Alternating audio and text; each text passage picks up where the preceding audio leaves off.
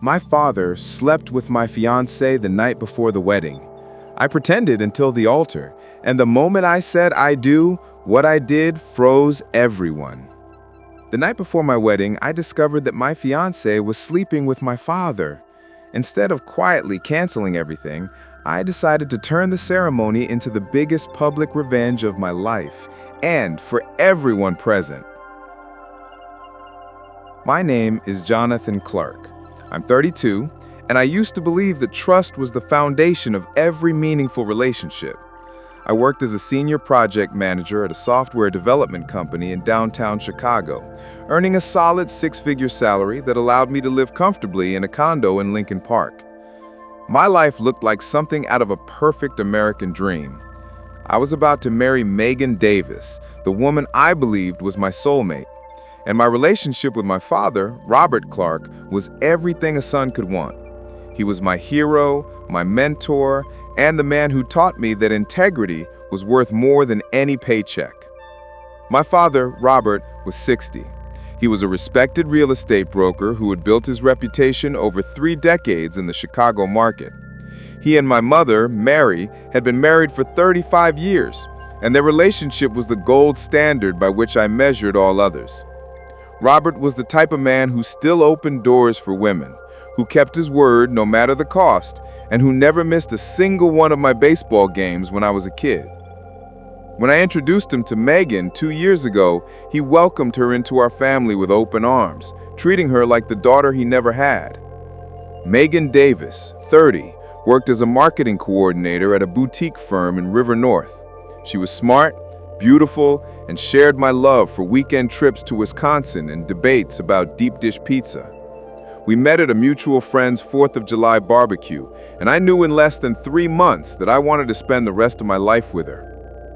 She got along perfectly with my parents, often joining us for Sunday dinners and holiday celebrations. My mother, Mary, adored her, and my father, Robert, always commented on how lucky I was to have found such a wonderful woman. Everything was fitting together perfectly. Our wedding was scheduled for a Saturday in October at St. Michael's Church in Old Town, followed by a reception at the Chicago History Museum. We had sent invitations to 150 guests, including family, friends, and colleagues. I spent months planning every detail, from the vintage bourbon bar to the jazz trio that would play during dinner. My best man was my college roommate from Northwestern, and Megan's sister would be her maid of honor.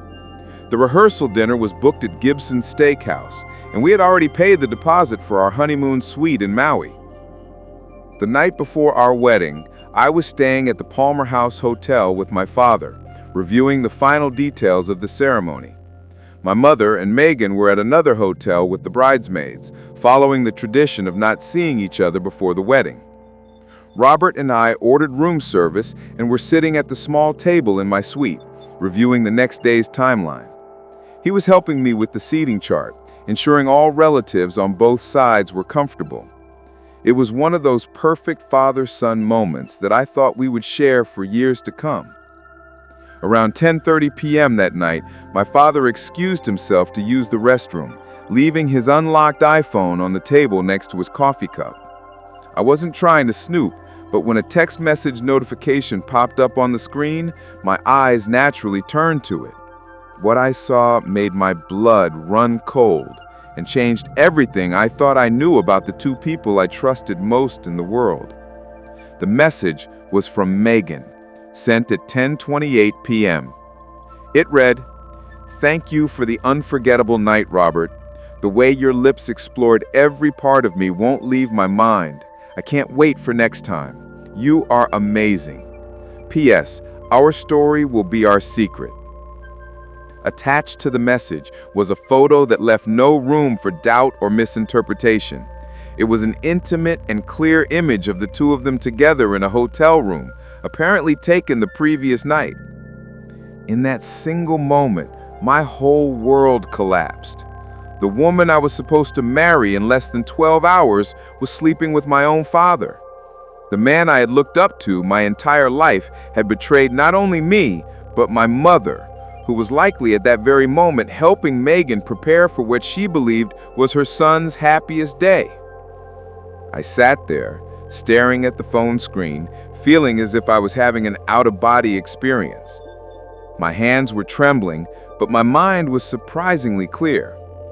This wasn't some drunken mistake or a moment of weakness. The photo's metadata showed it had been taken at 11:47 p.m. the night before, which meant they planned this while I was at my bachelor party with the groomsmen at Wrigley Field, watching the Cubs lose to the Cardinals and toasting my future happiness. When my father returned from the bathroom, I had already taken several photos of his phone screen with my own device. Years working in software development had taught me the importance of documentation and backup systems. I managed to keep my voice steady as I said I was exhausted and needed to sleep before the big day. He patted me on the shoulder and said, "Get some rest, son. Tomorrow will be the best day of your life." The irony was almost unbearable. After Robert left for his own room, I sat on the edge of the bed and let the full weight of the betrayal hit me. I thought of all the times in the last few months when I noticed small things that didn't make sense. Megan had been working late more often. My father was taking more business trips to Milwaukee, saying the real estate market there was hot. There were knowing glances between them at family dinners, inside jokes that seemed to exclude everyone else, and a new perfume Megan started wearing that my father praised with slightly exaggerated enthusiasm. I had ignored all these signs because I trusted them completely. In my job, I was trained to identify anomalies in code, to detect patterns that didn't belong. But when it came to my personal life, I had been blind to the most obvious bug in my system. The betrayal wasn't just about the physical act. It was about the calculated deception, the elaborate lies, and the fact that they were planning to let me walk into that church completely unaware of the truth. Instead of canceling the wedding immediately or confronting them in a fit of rage, I made a decision that would define everything that followed. I would let them believe they had gotten away with it until the moment I exposed them in front of everyone who truly mattered to them. My background in project management taught me that the best solutions require careful planning and perfect execution. I spent the next 3 hours preparing my strategy. First, I uploaded the photos from my father's phone to a secure cloud server that I controlled. Then I created a simple web page with the images and the text exchange, ensuring it was hosted on a reliable server capable of handling high traffic. I generated a QR code that directed anyone who scanned it to this page, and designed it to look harmless, like a link to wedding photos or a digital guest book. I used the hotel's business center to print 200 small cards with the QR code and the message, "Scan for a special surprise from the bride and groom." I knew that in today's digital age, wedding guests are always eager to see exclusive behind-the-scenes content, especially if they think they'll get privileged access to something special. The cards looked professional and legitimate, exactly the kind of detail modern couples include in their wedding favors. Next, I called Rebecca Stone, my lawyer. Even though it was nearly 2 a.m., Rebecca had handled my real estate transactions and business contracts for years and was someone I trusted implicitly. She answered on the third ring despite the hour and listened carefully as I explained the situation. "Jonathan, I'm sorry this happened to you, but I'm glad you're thinking clearly. Do not sign any marriage documents tomorrow, obviously. As for the rest, what you are planning is perfectly legal. It's your evidence, your property, and your wedding. You have every right to share information about your own life." Rebecca also advised me to document everything with a timestamp and to ensure I had witnesses for the events that would unfold. She offered to attend the wedding as my legal representative, positioning herself discreetly among the guests in case things escalated. Sometimes, she said, the best revenge is simply the truth, and sometimes the truth is more devastating than any elaborate scheme. I barely slept that night, but when the morning arrived, I felt strangely calm. I showered, put on my custom Tom Ford tuxedo, and looked at myself in the mirror. The man staring back looked composed, even dignified. I had spent years building my reputation as someone who could handle pressure, solve complex problems under tight deadlines, and deliver results. Today would be the ultimate test of those skills. At the church, everything went exactly as planned. The flowers were perfect, the music was beautiful, and the guests arrived in their finest clothes. My mother, Mary, was radiant in her navy blue dress, completely oblivious to the fact that her world was about to collapse. My father, Robert, played the role of the proud groom's father, shaking hands and making trivial comments about the weather and the upcoming Bears season. Megan arrived in a classic white dress that cost $8,000, looking exactly like the blushing bride everyone expected to see. She kissed my cheek and whispered, "I can't wait to be your wife." The audacity of her performance was breathtaking. She had been in bed with my father less than 36 hours before, and now she was standing at the altar, ready to vow eternal love and fidelity before God and everyone we knew. As we stood at the altar, I saw my father in the front row, wearing his best suit and a smile that now seemed like a mask. He caught my eye and gave me a thumbs up, the same gesture he made when I graduated from Northwestern, when I got my first promotion, and when I told him I was going to propose to Meg. The hypocrisy was staggering. But I maintained my composure. Everything was going according to plan. Father Machen began the ceremony with the traditional words, and I could feel the weight of 150 pairs of eyes on us. Among the guests were all my extended family, Megan's relatives from Wisconsin, colleagues from both our jobs, and friends we had made over the years. My college roommate, Mike, stood beside me as the best man, completely unaware of what was about to happen. Megan's sister, Sarah, was her maid of honor, smiling proudly at her sister's apparent happiness. During the first part of the ceremony, I had arranged with my trusted wedding coordinator, Jeanette, to start distributing the QR code cards to the guests. Jeanette had worked dozens of weddings at St. Michael's and was known for her discretion and professionalism. I told her the cards were a surprise element for the reception, and she agreed to hand them out silently during the ceremony. The timing was perfect, because most guests would be curious enough to scan the code immediately, but polite enough to keep their phones on silent mode. I watched out of my corner of eye as Jeanette moved through the pews, handing out the cards in small groups. My Uncle Frank from Milwaukee immediately scanned his, and I watched his face change from curiosity to confusion, and then to horror in about 10 seconds. My cousin Jennifer looked at her phone screen and covered her mouth. My boss from the software company, David, went pale and showed the screen to his wife, who let out an audible gasp.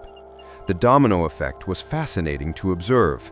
Within minutes, almost every guest in the church had their phone out, and the atmosphere began to palpably shift. Whispered conversations arose, expressions of shock, and people passing their phones to those who hadn't yet received the cards. The evidence spread through the congregation like fire in dry straw, but the ceremony continued. Father Machen was in the middle of his homily about love and trust when I noticed Megan's aunt, Carol, showing her phone to Megan's mother, who let out a small cry before covering her mouth with a handkerchief. My mother, Mary, was sitting in the front row.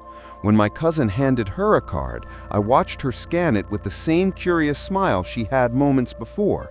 The smile vanished instantly, replaced by an expression of pure devastation that I will never forget. Megan was still facing forward, focused on the priest's words about sacred vows and eternal commitment. She hadn't noticed the growing chaos behind her. My father, Robert, was beginning to look uncomfortable as he saw people around him checking their phones and whispering urgently. He leaned over to my mother and tried to say something, but she sharply pulled away, her face now covered in tears. The moment I had been waiting for finally arrived. Father Machen reached the traditional part of the ceremony where he asks if anyone objects to the union.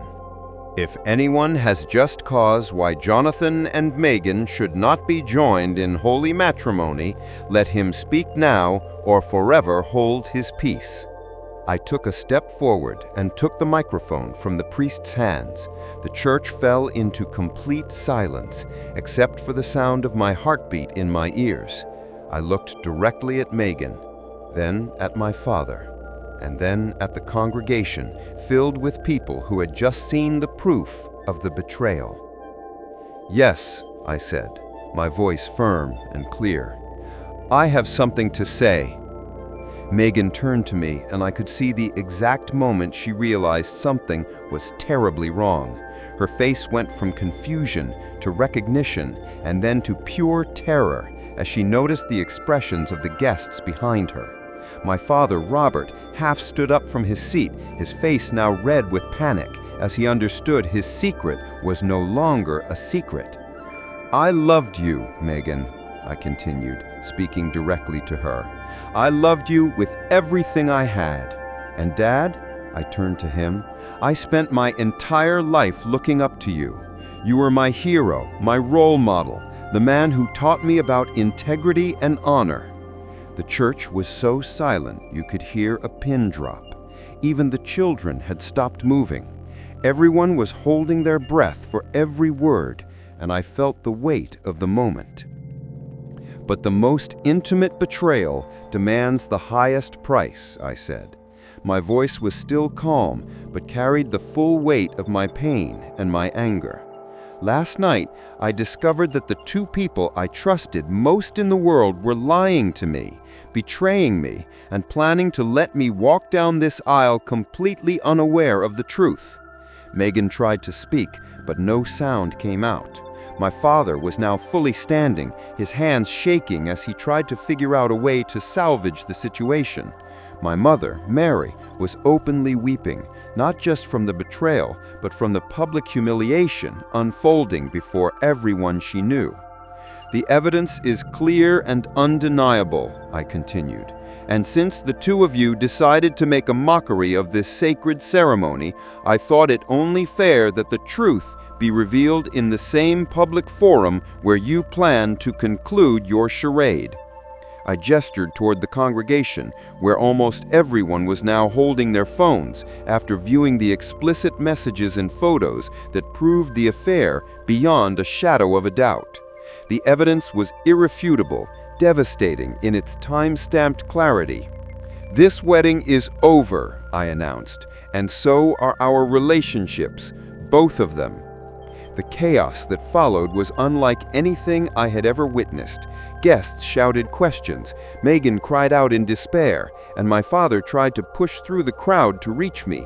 But I was already walking up the center aisle with my head held high, leaving behind the two people who destroyed my trust and my family. I walked out of St. Michael's Church into the crisp October air, feeling a strange sense of liberation I hadn't expected. Behind me, I could still hear the commotion. Megan was sobbing hysterically. My father was trying to shout explanations no one wanted to hear, and my mother was being consoled by her sister. Guests streamed out of the church in groups. Some followed me with expressions of support. Others gathered in small circles to discuss what they had just witnessed. My best man, Mike, caught up with me on the church steps. "Jesus Christ, Jonathan, I can't believe they did that to you. How are you holding it together?" I looked at him and realized that for the first time in months, I was being completely honest about my situation. "I'm better than I've been in a long time. The truth has a way of setting you free, even when it hurts." Within hours, the story had spread far beyond the walls of St. Michael's Church. Several guests shared the evidence on social media, and by Sunday night, the story was trending on Twitter and Facebook. Local Chicago news outlets covered the incident on Monday morning, and by Tuesday, I was already receiving calls from national outlets wanting to interview me about the wedding that had gone viral for all the wrong reasons. I refused most interview requests, but spoke to a reporter from the Chicago Tribune who had previously covered my company.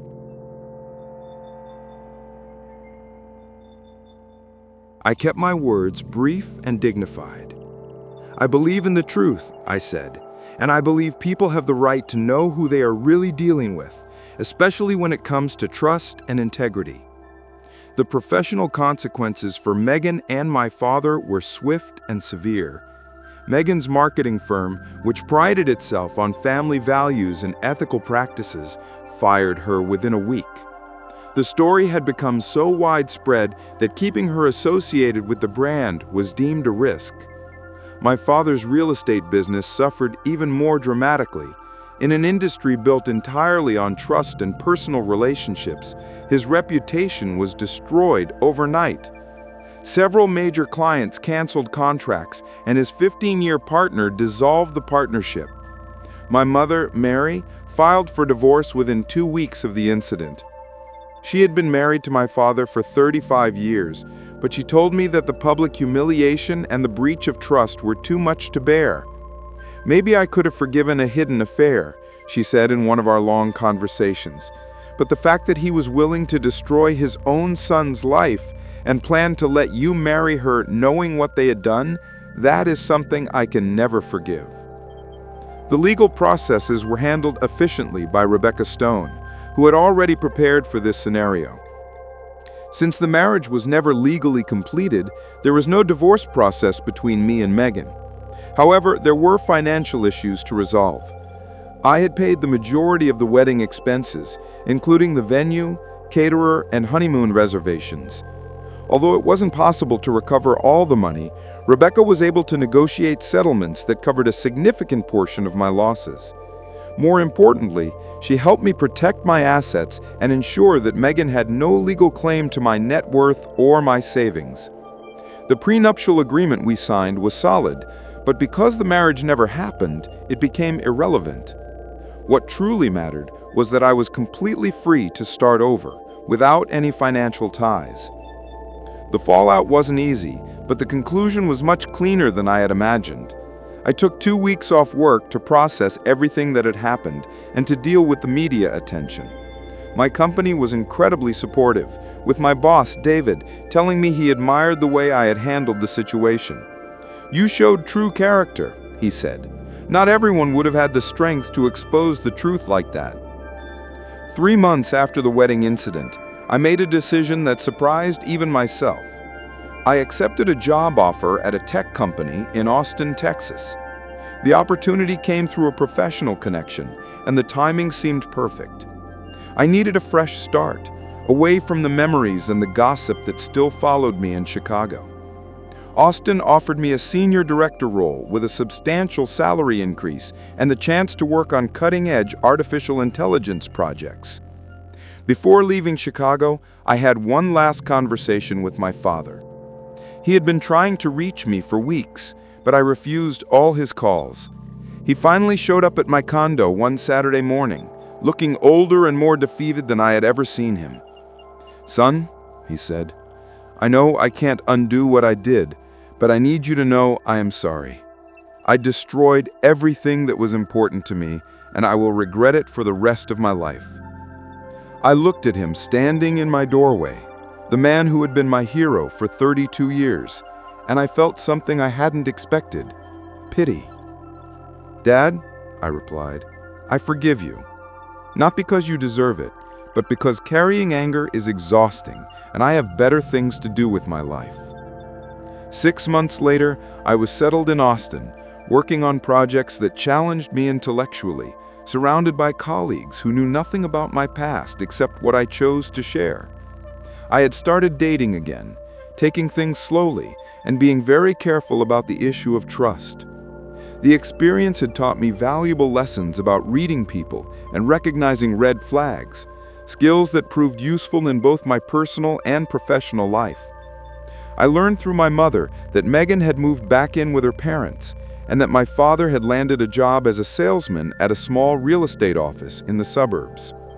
Their affair ended almost immediately after the wedding incident, apparently unable to survive the harsh light of public scrutiny. The scandal that brought them together ultimately destroyed them both.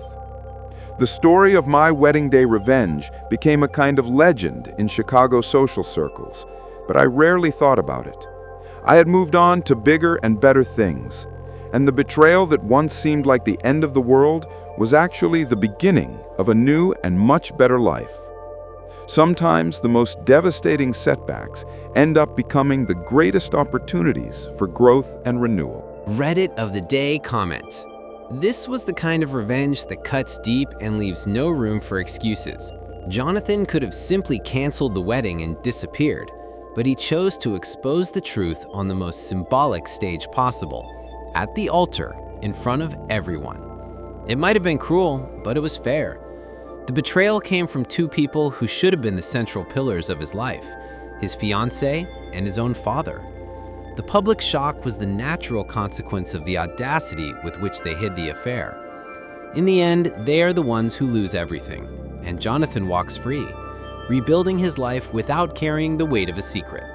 Sometimes the naked truth is the most devastating revenge. Thank you for watching. Don't forget to subscribe to the channel and leave a like. And what did you think of this story? Share your opinion in the comments.